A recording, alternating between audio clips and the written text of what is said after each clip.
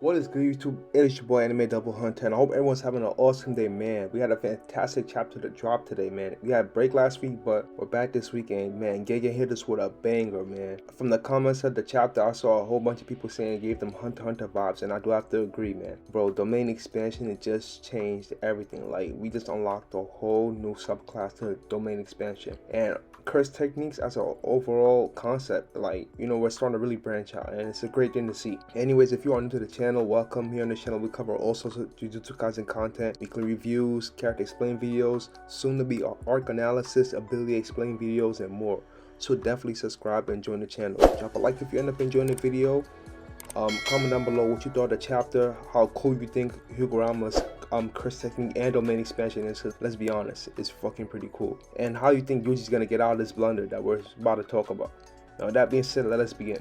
We start the chapter off with Higurama and Yuji, and Yuji sees Higurama's Shikigami, and then he recalls that Higurama holds about 100 points, so it's most likely he killed probably around 20 sorcerers.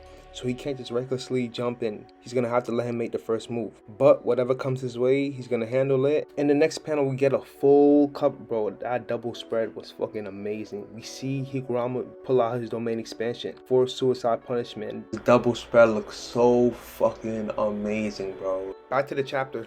Yuji says in his head, okay, a domain expansion. Before he can even activate his technique, we then find out that his domain expansion has to do with the death penalty, meaning a granted death. Little info Gege put for us in the chapter. Yuji tries to go run towards Higurama and hit him, but he realizes it's like the same invisible force that was stopping Jogo from attacking Gojo or landing a hit on him is the same thing that's happening to Yuji. Yuji can't land a hit on Higurama. But to be clear, the reason why Yuji can't hit Higurama is not the same as why Jogo couldn't hit Gojo. Higurama then says to Yuji, any and all acts of violence are prohibited here for both of us. Yuji then gets placed on a standing. I think that's what they usually do in courts. I don't know, I'm not a lawyer and I've never even been to court, so assuming from watching Judge Mathis.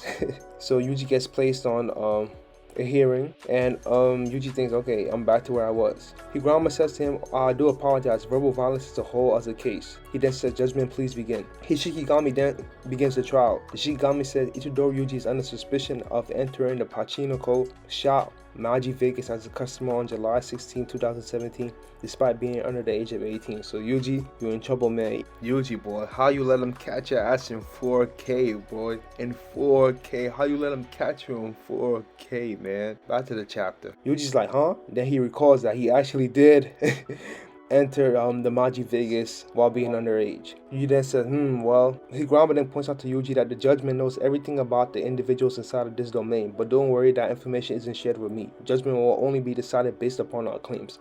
And I gotta say, bro, Higurama's curse technique is turned out to be something Togashi will make. If Togashi were to write a Jujutsu Kaisen, I could definitely see something like this being, put into his series. In the next panel, we see Higurama pull out a piece of evidence, and he says to Yuji, with this evidence as a single exception, and Yuji's like, wait, when did you? He says, where in the hell did you? Who gave you that? I know that's exactly what is going through Yuji's mind, boy. Higurama says, this evidence regarding your case was submitted by judgment. This will not necessarily confirm the suspicion placed on you, and I won't tell you what it says. Moreover, you must make your case, clear the suspicion, and win an acquittal of innocence from the judgment. Now Yuji's thinking, okay, a court curse technique, that badge, and then he realizes Higurama is actually a lawyer, so this whole theme with his domain expansion and his curse technique having to do with trials and whatnot makes sense. But then he realizes that he isn't really acting like more of a prosecutor, he's acting more like a moderner. He then thinks back to what Tenjin was telling him. So a little flashback, and Tenjin tells us, domain was a much more standard technique for sorcerers of the past when compared to the present. The reason for that is because many current sorcerers are sure hit, sure kill. So basically, many sorcerers the current sorcerers use domain expansion as an ultimate attack, like Ja Jinkin or Kamehameha or King Kong gun. You get the point. But in the past, they omitted that sure kill factor, and we then find out that it was to allow for sure hit. You must enforce your own rule upon the subject in your domain. That was the standard for the domains in the past. You then get this little this mini example with two sumo wrestlers around the ring, and one of the sumo wrestlers telling him, you lose if you move from the spot, even if it's not your feet. And other sumo wrestlers like, wait, what? So basically, sorcerers in the past used domain expansion casually. Think of it as like the Kamehameha attack. Everybody Nobody uses that fucking move. Nobody uses it as a finisher. I mean, except for Gohan. Complicated, but think of the current domain expansions as spirit bombs. That's a better way to put it. Or Gear 4th if you watch, I don't know. Then again, Luffy uses that occasionally now. It's an ultimate attack now. That's what the sorcerers use the domain expansion for today.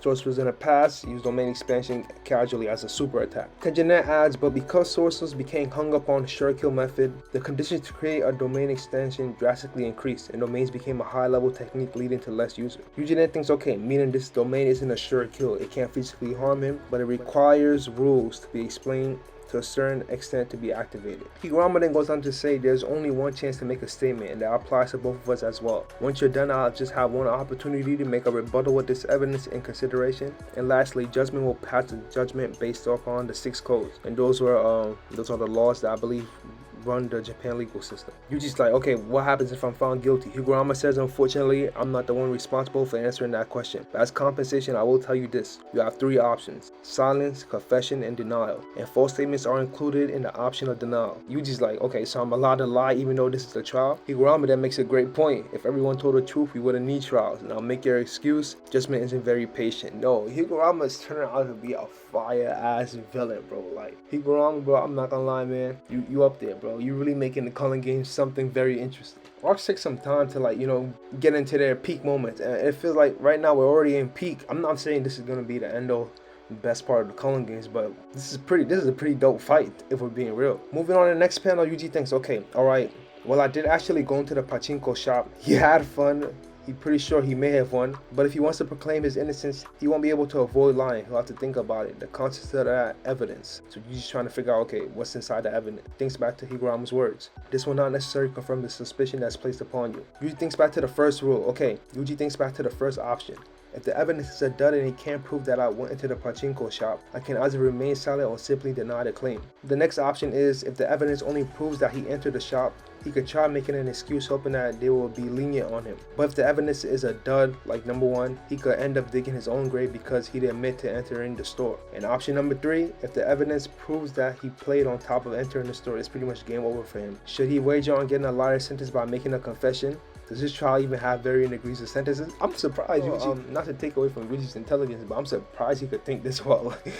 In the next panel, Yuji makes his decision. He says to Judgment, he entered the pachinko shop, Maji Vegas, but he only borrowed the restroom due to a sudden call of nature, so he says he's innocent. He then thinks, okay, he's disregarding option number 3 as a possibility. And he doesn't know if extenuating circumstances are really taken into consideration here, but surely this allows him to make the best impression. Higurama then says he sees. He then pulls out his piece of evidence. He shows us a picture of the day Yuji entered the Maji Vegas, and he says this is a picture on the day of the incident taken from the security cameras of a thrift store near Maji Vegas, where you can exchange winnings for cash. So they call my boy red-handed. Higurama says your face, your stature, everything lines up with that of you, Itadori. Now that you admitted to entering the store, this photo tells me that your statement about the restroom is under serious doubt.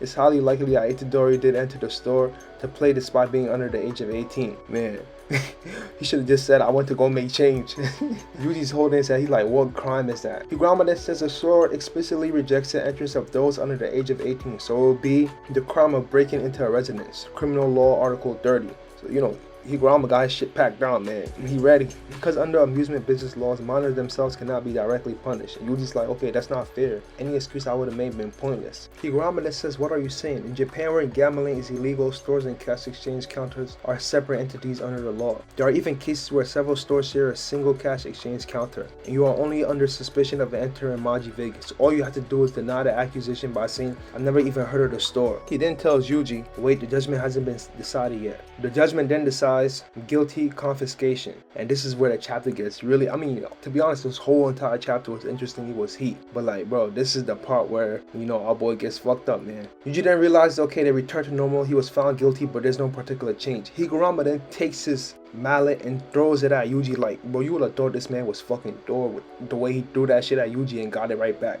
After throwing the mallet at Yuji for the first time, he gets it back and he actually makes it larger. And he hits Yuji with it again. And Yuji's like, okay, this mallet can be conjured and dissipated freely. He can even change the size. But more importantly, and before we could finish out, Higurama says to Yuji, you're sturdy. Yuji then realizes he can't even muster curse energy. And Yuji then says to Higurama, That's kind of my selling point. So Yuji's curse energy has been stolen. I don't know how this battle is about to go. That is actually how we end the chapter.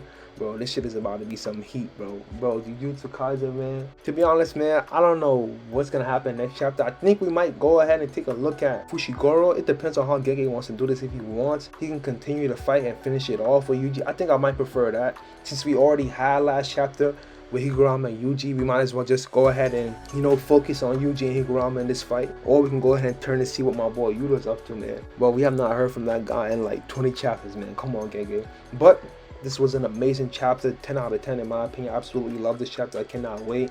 The curse techniques have been fucking heat this whole entire arc. We only, what, man, I can't wait to see what the dude Megami's about to fight, because I saw somebody point out that he has a tattoo on his, I believe his left arm that translates to never give up. So I'm interested to see what that is. I don't know if you're gonna see another sorcerer top. Higuruma's curse technique is some heat, bro. It really is some heat, man. And it's honestly fair. It isn't broken or anything. It's pretty fair, to be honest. But man, this chapter was fire. I hope you guys enjoyed the review. I hope you guys enjoyed the chapter as well. Comment down below. Let me know what you thought of the chapter in the comment section. Definitely go ahead and drop a like, subscribe for more content. And it is your boy Anime Devil Hunter, and I'll see you in the next one. If you guys can get this video to like, what, 15 likes, I'll definitely do a video explaining Higuruma's curse technique. Thank you so much for watching. You have an awesome day. Peace.